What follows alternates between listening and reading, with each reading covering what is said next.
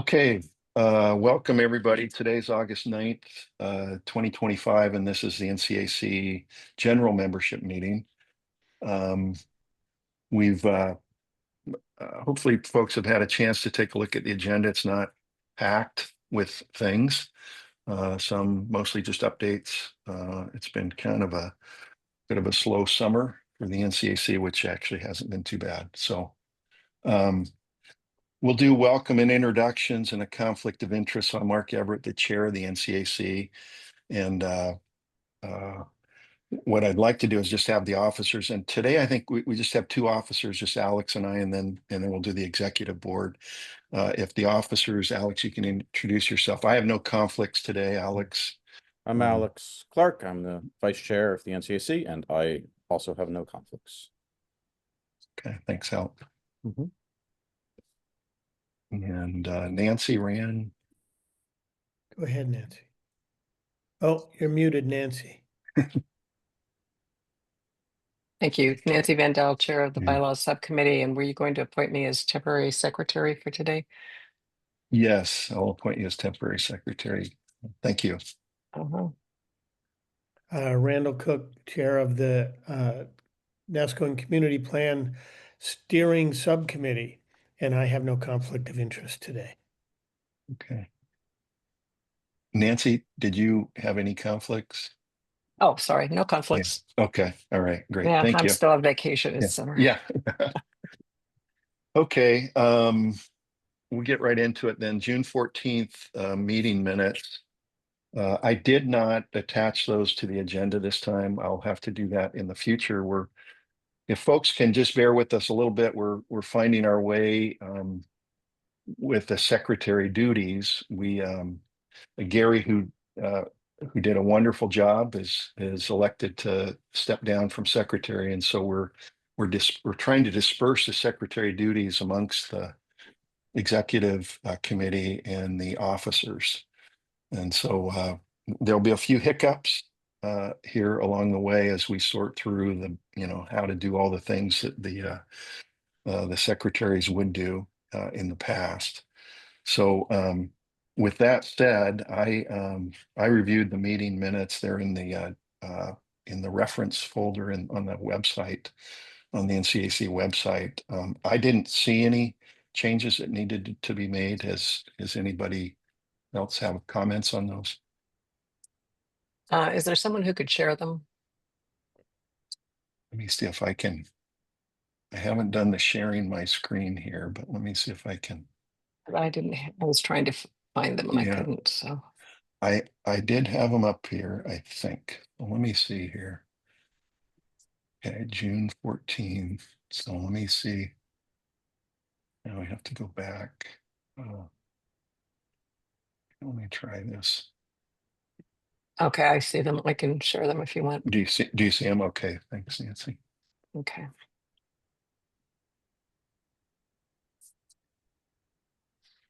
But if you want to go on while I'm Okay. finding them here. Okay.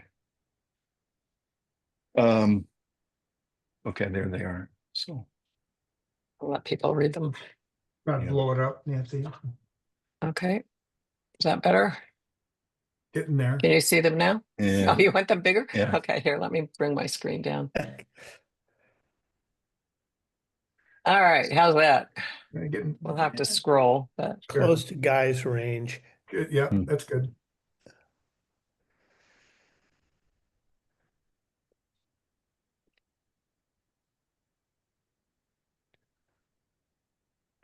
you're going to certify a quorum while we've got one? we do. Yeah, we have a quorum. So okay, I'm going to let you guys read here and then let me know when you want to scroll.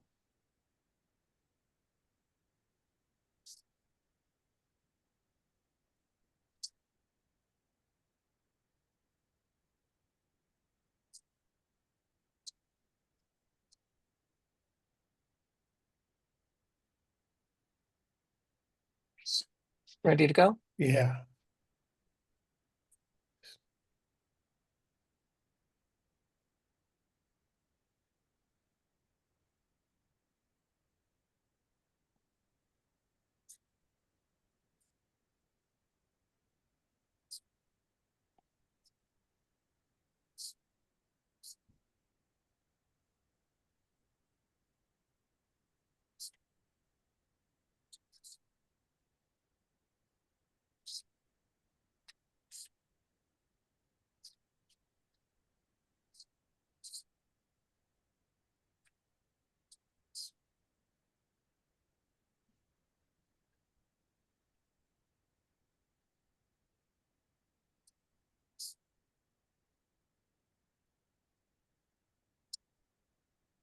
Okay, any comments or should I stop sharing?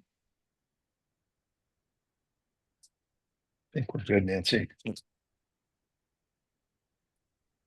This is Barb. Mhm. I would like to see the name of the candidates that were elected to the outreach program. There were three, it just said 3 individuals, and I think it would be handy to have that information so that people can look back and identify those folks.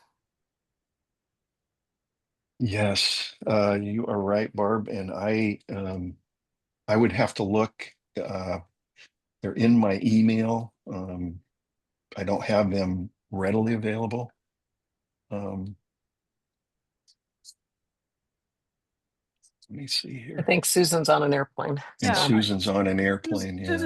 Susan knows, and Okay, that can be added at a later time. I'm not saying it needs to be Yeah, done okay. immediately, but just to have it in the notes so that in the future people can look back and see who became involved and how long they participated in that committee. Just move to accept the minutes as amended by Barbara. Okay. Okay, And second that. all right. Moved and seconded. Any discussion? Okay, all in favor? We'll just do a Aye. hand aye. So I will go Motion- ahead and Motion passes. do that, Barbara. Good point. And I'll get the names, either Susan or I. Susan can probably easiest just to, we'll get them from Susan, Nancy. Okay. I'll ask Susan and then, or you can, and we'll add them to the minutes. Just for the minutes, could I get the spouses that didn't sign up separately again? Let's see, Ann Sipe, Laney, Laney, Vicky, and Vicky. Okay. And how do you spell Vicky? Vicky or IE. IE? Thank you. and Laney is odd too, Laine. Okay. Thank you. Barb, is Bill there? Bill's right there on a separate. Oh, he's Yeah. got a separate. The I'm sorry. Norwegian flag, is that the Norwegian flag? No, I Yeah. think that's the Nebraska flag. Mm. Ah, Mark, I'm part of the Okay. Danish resistance. Oh. Okay. Okay. All right. Let's see. Notices from Tillamook County. There was one notice. And this is, I'll just read it. It's a variance request for relief to the 70% lot width coverage allowance to 82% for the proposed placement of a detached accessory structure on a Nescoin high-density urban residential zone property. It's located at 4315 McMinnville Avenue. It's a corner lot abutting Breakers and McMinnville Avenue. That is that was submitted July 28th, 2025 by let's see. Property owner was William Savage and Carol Lynn Hepburn. So that has a I understand that notice of application and map of the area and applicable criteria were mailed to all owners within 250 feet of the exterior boundaries of the subject property. And written comments received by the Department of Community Development prior to 4 p.m. on August 11th will be considered in rendering a decision. So that's the timeline. So that was the only notice that we received from the county. So it's for the addition of an accessory dwelling? Well, Rand or Guy, it says, let me just read it here. Placement of a detached accessory structure is what the term is. Structure. So not that's the property that Not has dwelling. that really nice flowers. Yeah, yeah, it's on the corner there. Yeah. Right there in the corner. Yeah. Yeah. Wow. Okay, so that's the only notice that we received. Move on to the treasurer's report. Chris Okowski is in Washington DC today, so he's not with us. And Nancy, I have this. He emailed this to me, so I'll send this to you for the minutes. Okay, do you want to Um, share it on the screen? Well, again, I'm not. I guess If you email try it to me, here. I can share it Okay, let me or text it. let me see where it's at here. Okay, let me forward. Okay, let me make sure it's in there. Yeah, okay.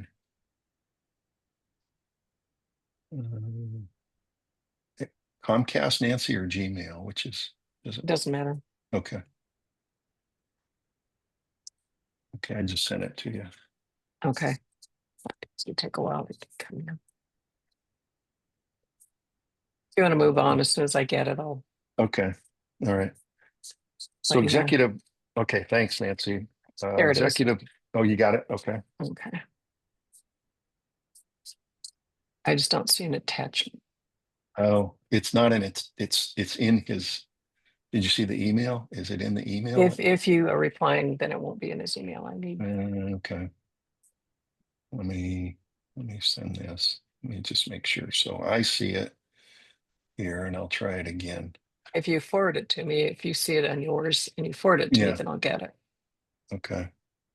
Well, you did forward it and I don't Yeah. see it. Let me try it again, Nancy.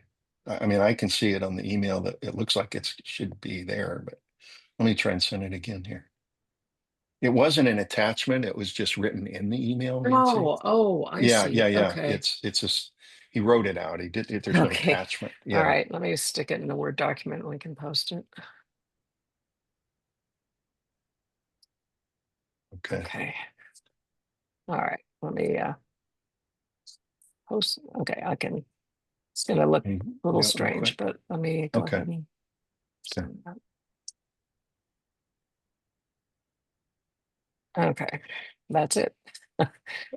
Okay. So can folks see that? His treasurer's report for August 9th. I'll just read it. Beginning balance is $604, which agrees to the bank statement. No outflows. Inflows $248 from donations. Gary, Alex, Randall, Nancy, and Mark received during the period 221 to 417 that were sitting in the PayPal account, but not transferred to our bank account until after our June meeting. So ending balance is $852, which agrees to the bank statement. And I think those donations were to be able to pay for additional email blasts. Right. They were to take us to another level on our email service and allow more emails. So okay, treasurer's report. Next item is the executive board report. Yeah, So we've yeah. oh, go ahead. Can I ask a question? Yeah, sure. I thought I understood that we weren't supposed to, I'm sure I misunderstood this, but that we weren't supposed to take donations. The rationale for which, by the way, I don't understand. That the money would come from the county or something like that. Is that wrong? I think we're No. not supposed to solicit Yeah. donations. Ah, Mm, you can accept donations. So Sarah gave us So, some yeah. dispensation until the county actually can contribute what they're supposed to continue getting donations to make things work. Okay, She's working on trying to get all the CACs some funding, but they're having, as you know, some budget issues. So until then, we are allowed to do that. What she doesn't want is our doing major donations to do something that she doesn't want us to be doing. How's Okay, that? there you go. Basically just Yeah. operations. Yeah, Okay, No free beer. yeah. So we were No. able to actually change the policies and procedures to reflect that as well before they were approved. Okay. thanks for the clarification. Okay, we, for the executive board, meeting minutes, just reviewing we had two meetings, June 25 and July 23rd.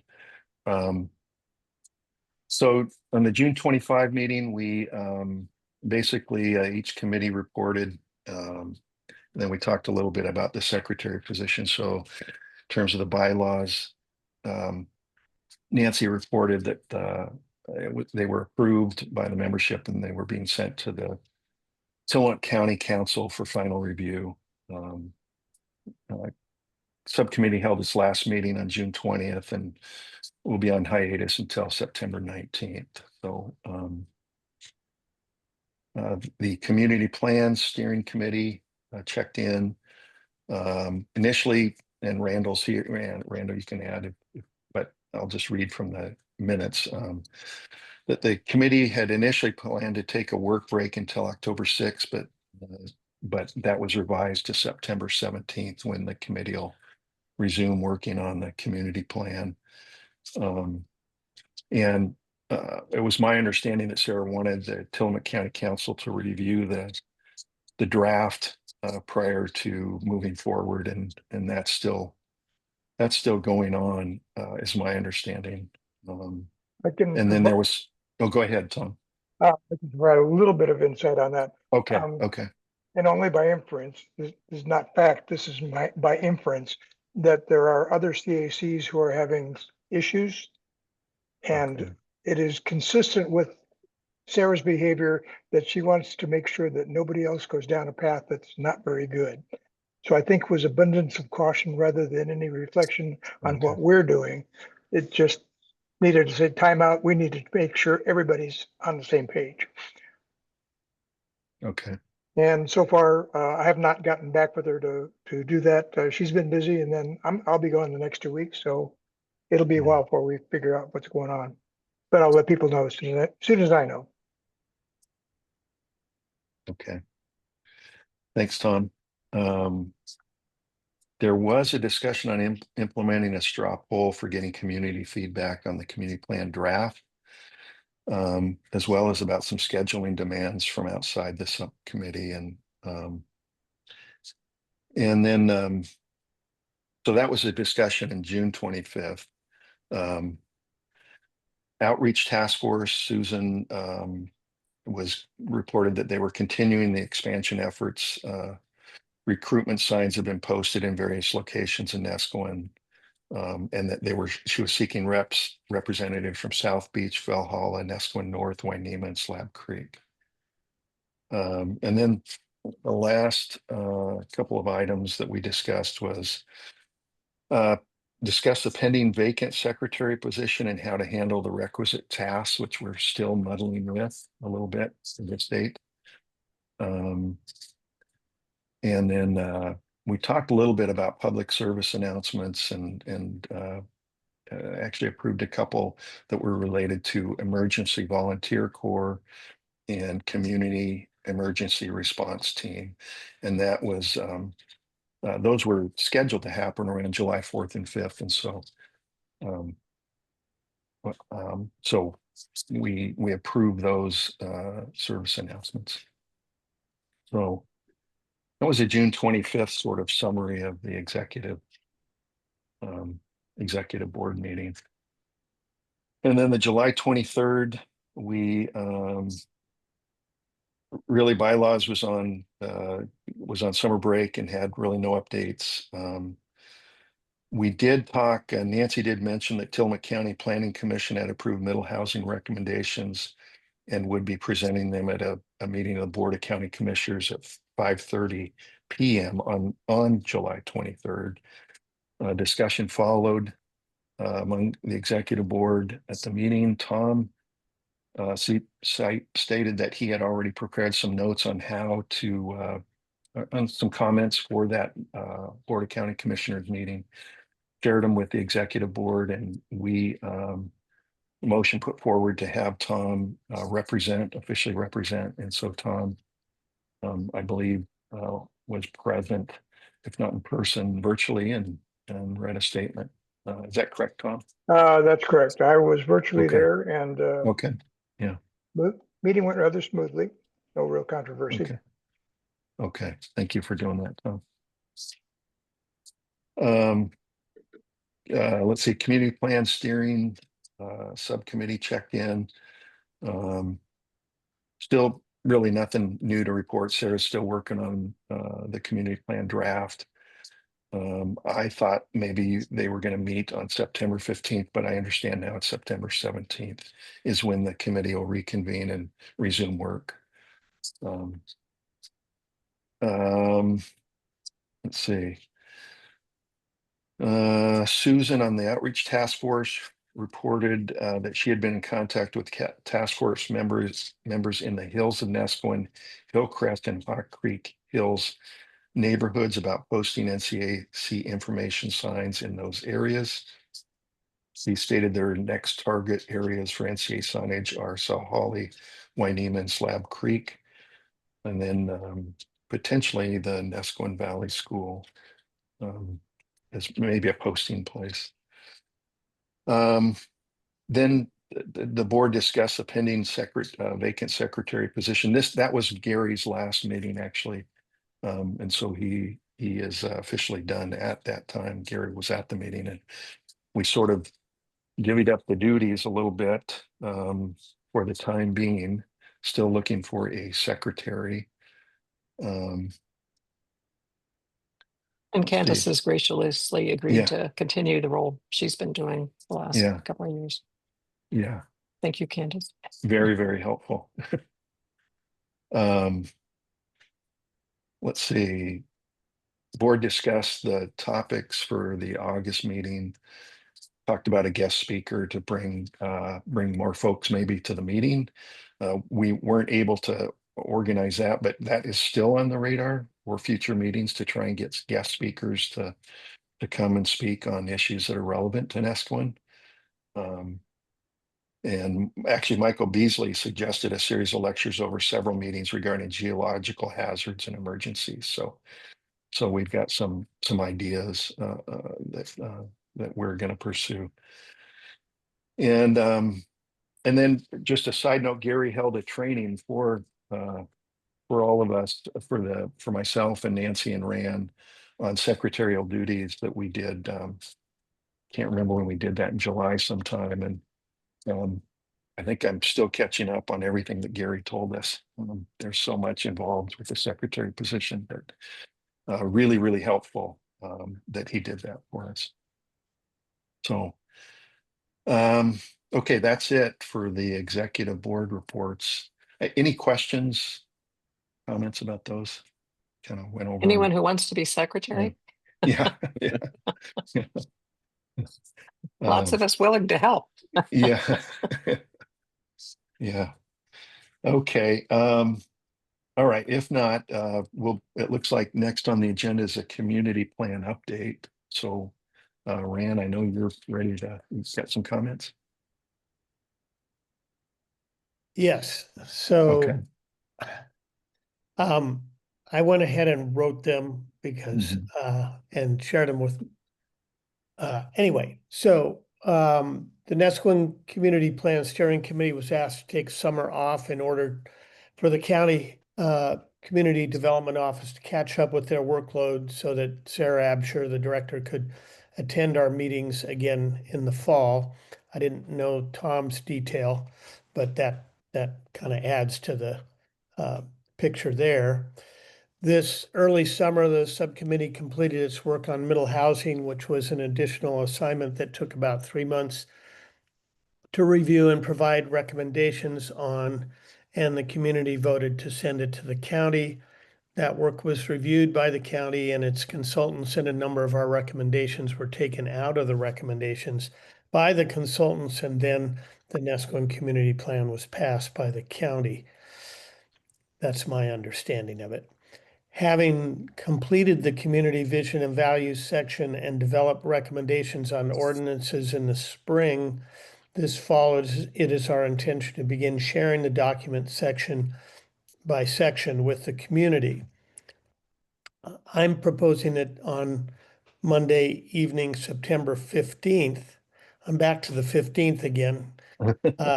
At 7 p.m., the subcommittee will reconvene and determine a schedule of meetings to review the plan section by section in meetings with the public. At this point, that is the plan for working through the details, and we will follow up each review with a request for comments from the public. When we review comments, we will sort through and determine further edits as required. This process will go from meeting to meeting till the sections have all been reviewed with the public's input. And when our process is completed, we will bring it to the NCAC membership for approval. The county will review that document, and it might happen concurrently, but my initial understanding was the county would review that document and advise us as to any county council concerns, and we will work until those issues are resolved, bring it back to the public for another vote, and the NCAC will deliver it with its support to the county, depending on the vote of the public, of course. There is not a clear timeline for this process, but we believe we can address the document between now and the end of the year, but that is purely speculation. We appreciate your patience, and the current version is available on the NCAC website and through the link that I have put in the chat. And it didn't work earlier today, and now it works, so that's good news. Yeah. So any Okay. questions about that? Okay, All right. Thanks, Rand. sure. So your next meeting is on September the 15th. Correct. Monday night at 7. Is it going to be virtual or both? I think at this point, it's just going to be a Zoom call because we're really trying to plan how to do the public interaction. And I'm not clear we're exactly ready for that. So I don't want to, and we're not meeting currently. So I think the first meeting is going to be like, okay, where are we? What do we need to do before we have public meetings? And then if we decide that can happen sooner, we'll have a hybrid meeting with the public. If it takes us a while to clean up the details that we have currently, then it might take longer. So that's why it's all pretty speculative, but hopefully we can get into the hybrid meetings before too long because we now have our own owl and microphone and everything. Sarah doesn't have to come and bring it to us. We can actually do those ourselves. Thanks. You bet. Okay. Thank you, Rand. Sure. Okay, outreach. No, I'm sorry, bylaws. No report. Nancy? No report. We'll be brief. Okay. We're relaxing Yeah, for the summer. Yeah. Okay. Let's see, outreach task force. Susan's not here, and let me know that she doesn't have anything to add today. Let's see, possible guest speaker. We don't have one today, but we're hoping to have one maybe at our next meeting. Hoping for one in October. Okay, great, Alex. Alex is trying to coordinate the guest speakers, so he's working on it, and we hope that we can get one in October. And Alex, if anyone has, yes. Yeah. just Go a ahead, Gary. suggestion, at some point, whether it be the October or the December meeting, we should have ODOT, whoever the project manager is for the Butte Creek Bridge on 101. And I think I'm pretty sure the construction, I don't know what these delays with ODOT's budget. I'd be curious about, where that's at, but to have somebody talk about this, that time period, what's going to be, because clearly 101 is going to be blocked, single lane Yeah. for a long time. And anyways, I just thought that's something to put on our radars, to have somebody come and speak, so people Yeah. aren't caught by surprise. Yeah. Do we Do you know? know when that'll start? Yeah. It's Same supposed to be in question. it's supposed to be in the spring, I think, the Mm. actual construction, but again, because of some of the state budget cuts, I don't know. I think I sent folks there's a web page for each project. I think I can go back and look it up. Alex, I'll send it to you. I'll Right. find, and that we can follow where they're at. They're supposed to keep that updated. Okay. And I was gonna just recommend to anyone, if you have ideas on who would be an appropriate speaker or even topics. I know Michael gave us some ideas, but send them to me, because I'll be starting to look, and I'm sure some people are going to take months, ahead of time to coordinate. But it'd be great to have kind of a list of potential guest speakers, so we're not just trying to bank on one for a certain day. I think at our June meeting, Guy, I think it was you, suggested somebody for talking about the tsunami issues and that kind of thing, which is certainly relevant after the last couple of weeks. Do you Yeah, remember who that was? well, the person we always go to is Peter Ruggiero from Oregon State, and he's done presentations for us in the Watershed Council a couple times, and anyways, Peter would be a good person.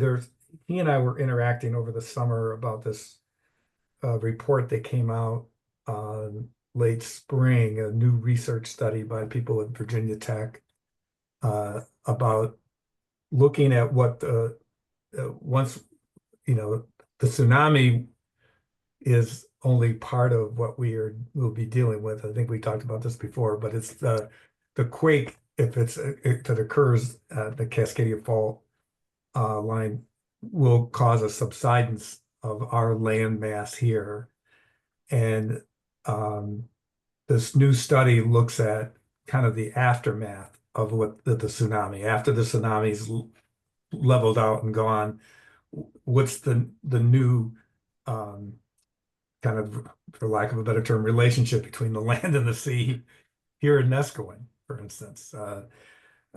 This research team drew new maps of what the Oregon coast and the Washington coast would look like, Northern California, after a quake.